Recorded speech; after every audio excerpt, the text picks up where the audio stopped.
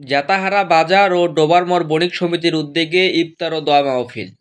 বিস্তারিত থাকছে চাঁপাইনবাবগঞ্জ প্রতিনিধি মোহাম্মদ তুহিনের প্রতিবেদনে।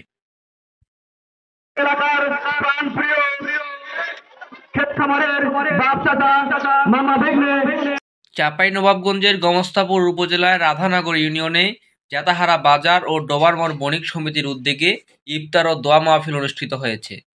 শুক্রবার 14 মার্চ বিকেলে কায়েমপুর আলহাজ নুরজাহান দাখিল মাদ্রাসা প্রাঙ্গণে এই ইফতার ও দোয়া মাহফিল আয়োজন করা হয়। ইফতার পূর্বে সকল ব্যবসায়ী ও দেশবাসীর জন্য দোয়া মোনাজাত করা হয়। এ সময় উপস্থিত ছিলেন বাঙ্গাবাড়ি ইউনিয়নের চেয়ারম্যান শহীদুল ইসলাম, আলীনগর ইউনিয়ন পরিষদের চেয়ারম্যান আবুল কাসেম, মোহাম্মদ মাসুম, বণিক সমিতির সভাপতি ও সাধারণ সম্পাদক সহ আরও স্থানীয় প্রায় 4000 ব্যক্তিবর্গ। সমস্ত নিয়ামত আল্লাহর, কিন্তু হুকুম চলছে মানুষের। এটা